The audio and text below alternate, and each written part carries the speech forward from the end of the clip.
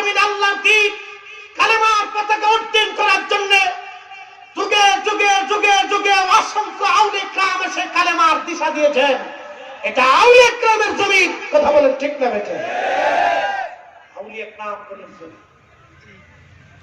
তবে এই জমিনে নীল নকশা চলতেছে। সতর্ক হবেন। বর্তমানে আমাদের দেশে হিন্দু সম্প্রদায়ের সাথে আমাদের কোনো মতানৈক্য নাই। তারাও দেশের নাগরিক, আমরাও দেশের নাগরিক। ইসকন নামে এক উগ্র সন্ত্রাসী সনাতন ধর্মী জঙ্গি গোষ্ঠীদের মাধ্যমে আমাদের দেশে নতুন করে সাম্প্রদায়িকতার এই অশান্তি সৃষ্টি করার চেষ্টা চলতেছে। কথা বলেন ঠিক না ঠিক?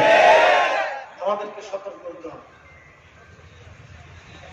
আমরা যেমন আহলে সুন্নাত ওয়াল জামাত যারা আছি, আমরাও যেমন উগ্রতা জঙ্গিবাদে বিশ্বাসী না, অতএব এদেশে কোনো উগ্র জঙ্গিবাদ সৃষ্টি হতে দেওয়া হবে না। কথা বলেন ঠিক না? সে যে ধর্মের হোক, যে ধর্মেরই হোক, কোন উগ্রবাদ জঙ্গিবাদের দেশে সৃষ্টি হতে দেওয়া হবে না। এই উপস্থিতি এই অশান্তি সৃষ্টি করার প্রয়ত্ন চলতেছে। 800 বছর ধরে এই জমিন মুসলমানরা শাসন করেছে। একসাথে বলবেন আল্লাহু আকবার। কত বছর? সুলতানে বাংলা ঘুমিয়েছেন। উনি যখন এই বাংলা দখল করলেন, তখন উনি যদি বলতেন যে বাংলার কোন রন্ধে একটা প্রতিমা হবে না, একটা জায়গাও পূজার কোন মন্দির ঘর থাকবে না, ইচ্ছা করলে ওনার সেনা শক্তি দিয়ে ওনার সেই রাষ্ট্রীয় ক্ষমতা দিয়ে উনি বন্ধ করে দিতে পারতেন, কিন্তু উনি দেন।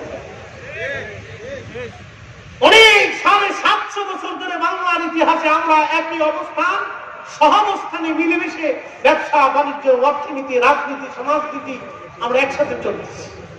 মাঝখান থেকে এক সন্ত্রাসী উগ্র জঙ্গি গোষ্ঠীর মতো বানিয়ে দিয়ে আমাদের দেশে সাম্প্রদায়িকতা, হিন্দু মুসলমানের দাঙ্গা মারামারি সৃষ্টির পায়তারা চলতেছে।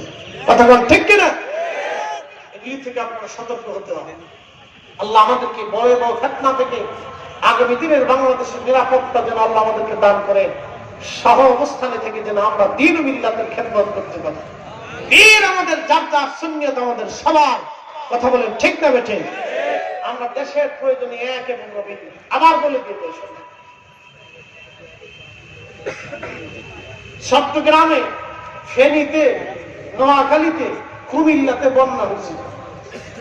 এই বন্যাতে বাংলাদেশের সর্বঘরানার উলামায়ে কেরাম বন্যায় আলেমরা, সংগঠন, ব্যক্তি, দেশ, রাষ্ট্র, সমাজ, বিভিন্ন সংগঠন, যুবক, মহিলা, নারী, সব সংগঠন থেকে একসাথে ঝেপে যে সবাইকে ত্রাণ দেওয়া হয়েছে। কথা ঠিক কিনা? সবাইকে ত্রাণ দিয়েছে। সিলেটে যখন বন্যা হলো, তখন বাংলাদেশের সব মানুষ, সব সংগঠন এসে একসাথে বন্যায় সহযোগিতা করছে। দল আর বেদল নাই, রাজনীতি আর বেরাজনীতি। বুঝে যাবে।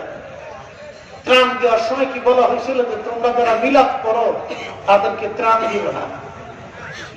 আবার যারা সুন্নি মানুষ ছিল তারা কি ত্রাণ দেওয়ার সময় বলছে যে তোমরা যারা মিলাদ করো না তাদেরকে ত্রাণ দেবে না। এরকম কি কোনো কথা বলা হয়েছে? তার অর্থ হচ্ছে দেশের স্বার্থে আমরা এক এবং অভিন্ন। জোরে বলেন, জোরে বলেন, কথা বলেন। দেশের জন্য আমরা এক এবং অভিন্ন। কথা বলেন ঠিক কিনা? দেশের স্বার্থে আমরা এক এবং অভিন্ন।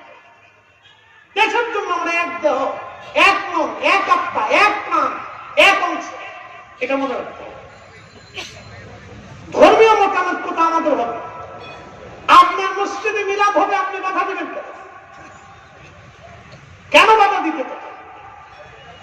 মিলাদুন নবীর জুলুস হবে, র্যালি হবে, আপনি কেন বাধা দিতে পারেন? আপনি করেন না, আমি আপনার জোর করে করাইতে যাবো। কথা আসে না? ঠিক আছে না কথা? কেউ যদি মিলাদুন নবীর র্যালি করে, জুলুস করে, তো করুন। আপনি তার বাধা দিয়ে মারতে দেবেন। আবার আপনি করেন না, কে আপনার ঘর থেকে জোর করে আমি আনতে দেবো? কি কথা বললেন? সহাবস্থানে থাকতে হবে।